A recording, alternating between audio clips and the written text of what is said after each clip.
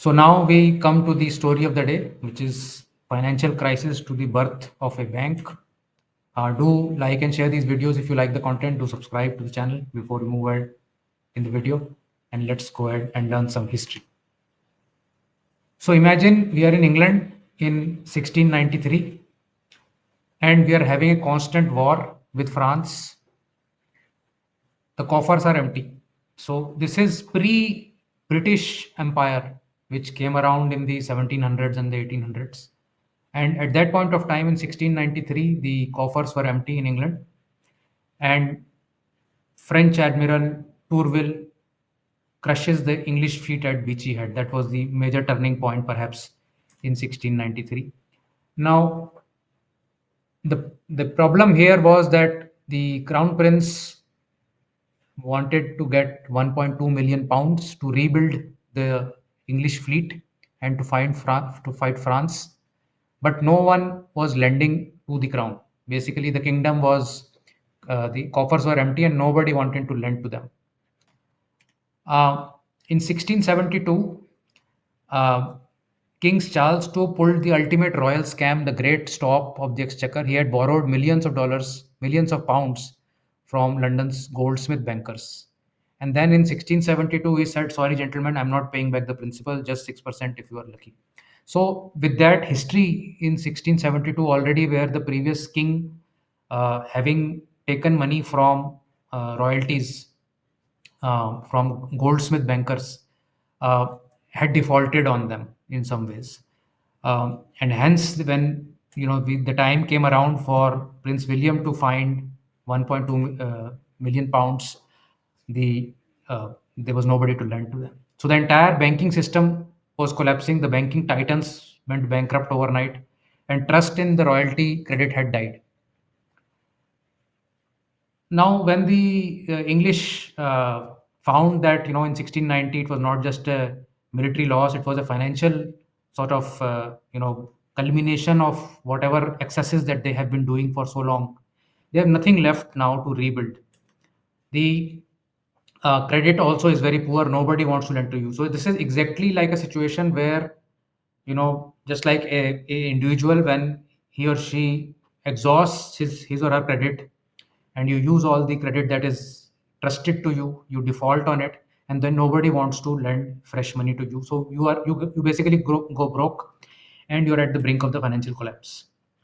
So then there was a visionary group of financiers, astute William Patterson, and they had a great idea.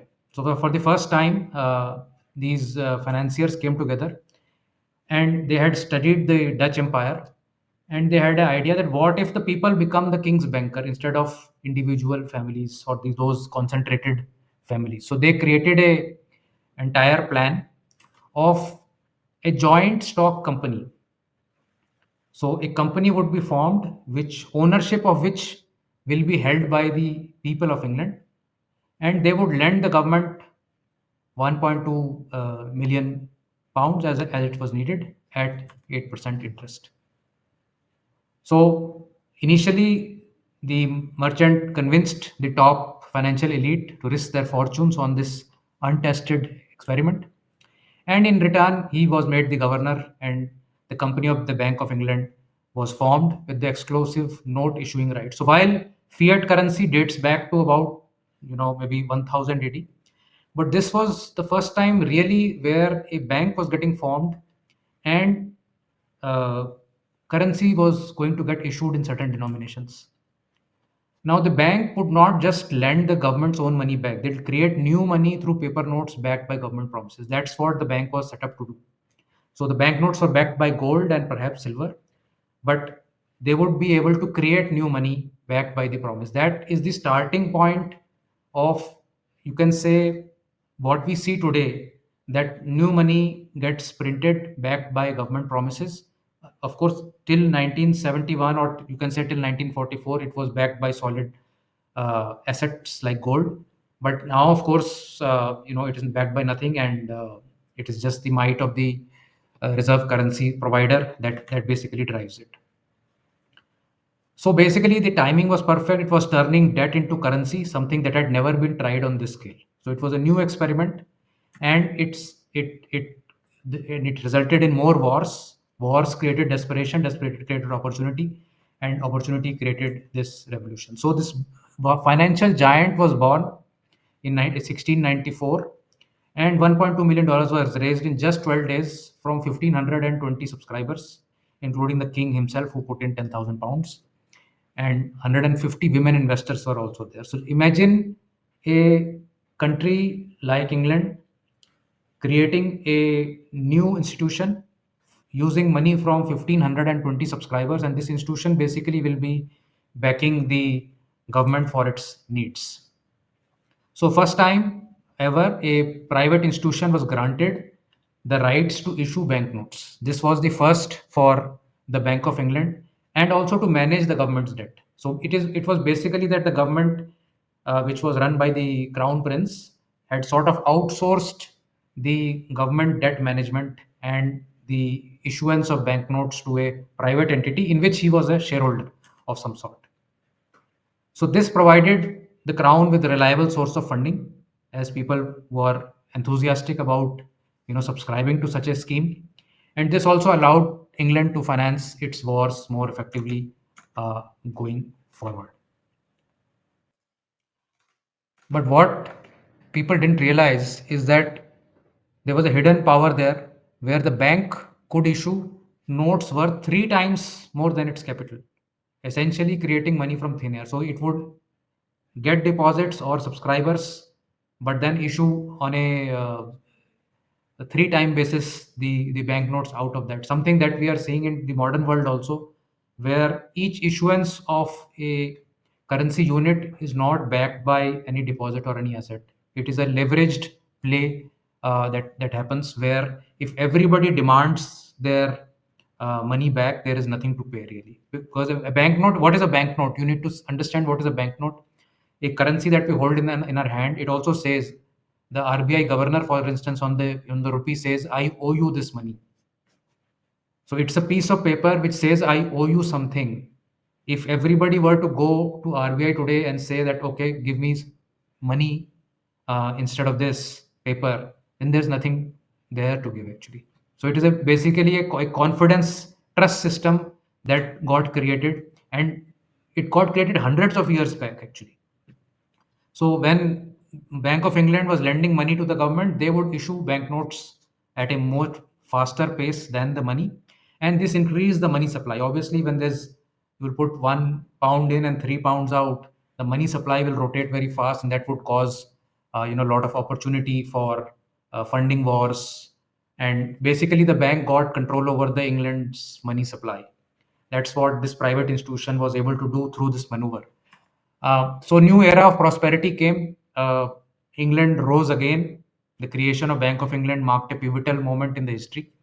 It enabled England to borrow money at lower rates and with greater confidence.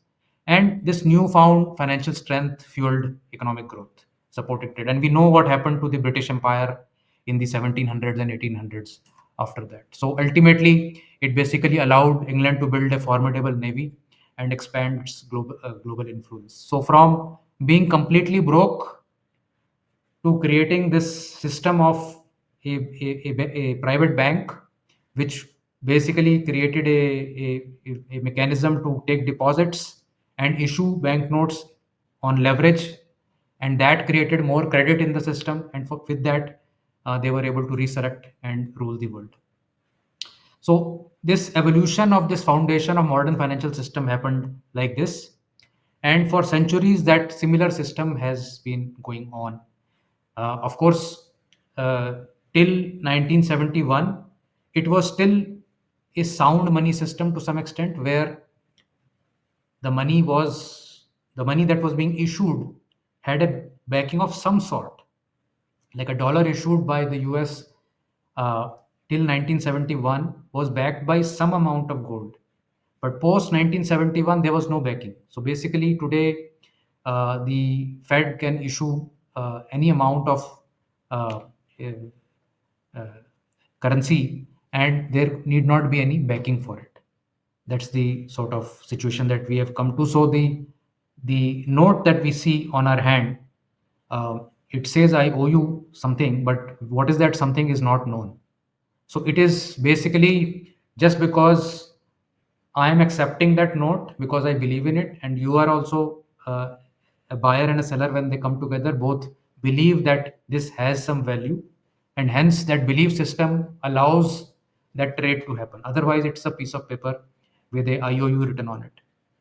So that's the story of how the modern, sort of monetary system has evolved. Started from here. Do tell us in the comments how you like this story. Would you like to see more stories like this? And if not, we will revert back to our usual topics. But once in a while, I hope you will like to learn more about history like this. But do let us know in the comments. Thank you so much for watching this, and do like and share these videos. Do subscribe to the channel. Thanks. Bye.